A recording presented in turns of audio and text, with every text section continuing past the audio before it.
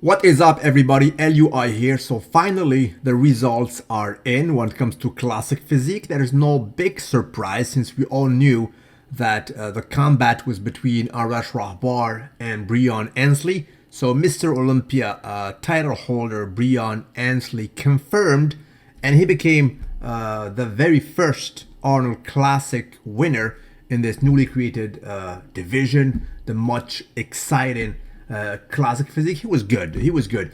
As a matter of fact, he looked way better than his so-called prep pictures. So we saw all kinds of prep pics being posted. I said, what the hell is going on? He looked a little bit off, but on stage he brought it. He was definitely rounder. He was crisp. And he did battle versus a very well-conditioned Arash Rahbar. Arash was probably the best ever I've ever seen him personally. Definitely better than his two last contests in Mr. Olympias. And he placed second, right? Now, number 3 was Mr. Courage. The very first Mr. Olympia ever was number 4. I'm talking about Danny Hester. I think he's 46 now or 47 years old. Remember that age. I'm going to talk about it in a few. Number 5 was Kevin Ford, very well awaited. And Danny Yunnan, who's a very good guy, this guy right here, placed number 6. I personally think he should have placed a little bit higher. Anyway, it is very exciting. There's a lot of passion, and a lot of you guys, just like myself, we followed it more than the 212, which also took place today, for good reason. So let's switch right away to that.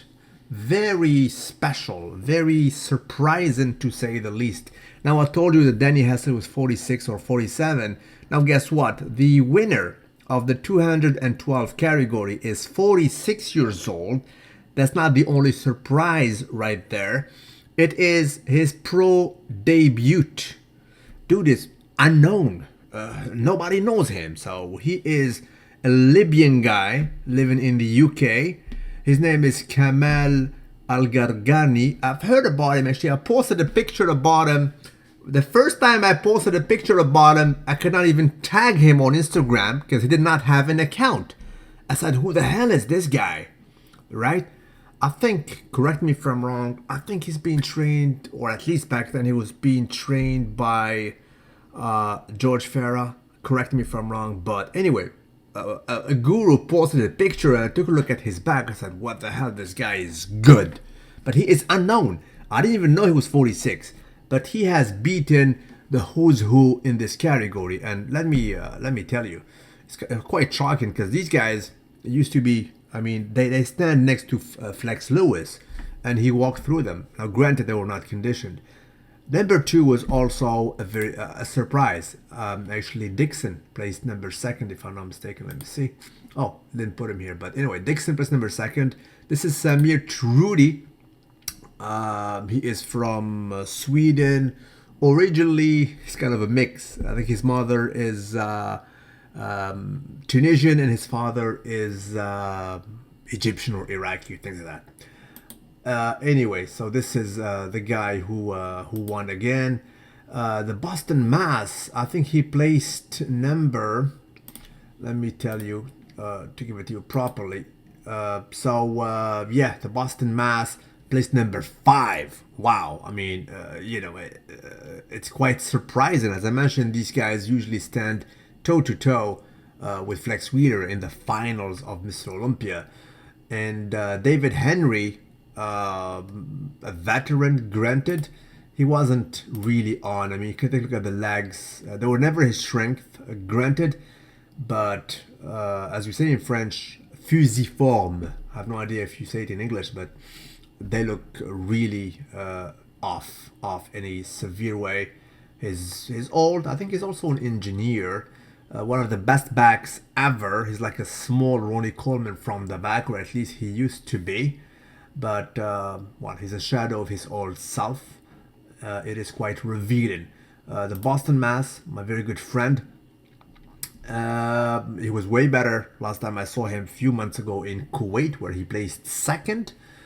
He could have placed 1st at that show. It was between him and Ashkinani. Again, Ashkinani is number 2 in the world.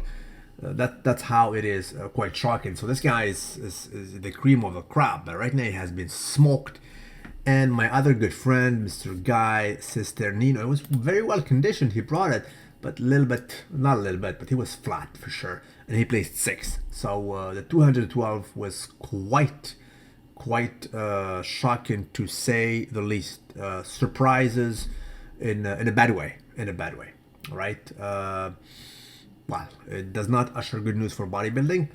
Quite frankly, I do not expect such a shock for the Open tomorrow. There'll be some big names. So Dexter Jackson is there. Bonac is there, of course. He didn't go to Kuwait, but he's there. And you got Rolly Winkler. You got Cedric. So big guns will be there. And I'm not expecting, hopefully, nobody to be off, right? Because 212 was absolutely a shocker. So that's that, guys. Salute you wherever you are. Don't forget to like the video and tell me what you guys think about it. Personally, and obviously you noticed that from my social media, I was way more passionate, admittedly, by the classic physique rather than the Open. The classic physique for me was just proper as a testament. Let me show you this little clip right here from a different angle.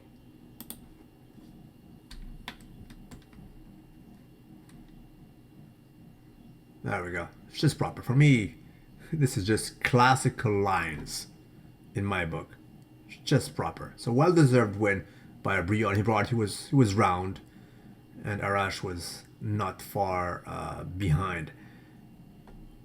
And before letting you go, why not? A lot of people ask me about one of my other friends, the Canadian Mr. The Big Boy Baker here. Now we saw him against the guy next to him trying to do a most muscular pose. A lot of you are speculating how come these guys who are definitely out of shape, to say it properly in a politically correct and respectful way, how come they stand to guys who did their job, they pay their dues, and they're trying to get a pro card in a sense. Well, a lot of people are saying, okay, I mean, these promoters need money maybe, so they allow them to go there. Some others are speculating that it would have been politically not correct to not allow these guys to compete. But then again, in my humble opinion, I think standards should be maintained to keep basically the level and the cachet, in a sense, the valor of a certain show and its prestige. This is the second biggest show ever. I mean, Arnold, before creating Arnold Ohio, he was still an athlete back in the day, and he told one of his friend, when I retire, I will create my own show in Columbus. And then he did that, and it became the second biggest show in the world. I think, yeah, I mean, is it good for the image? You be the judge. I'll let you be the judge. And most of you guys find it laughable, find it basically weird and rather bizarre. And quite frankly, I do share your opinion. I think even in the amateur ranks, the level should be definitely elevated, and not everybody who pays that go there. Even me, I'm natural. I could have been there in a sense and standing next to Baker and doing the most muscular pose, right? It's just, at the end of the day, it's just nonsensical. It is how I see it. Thank you guys, and have a nice one.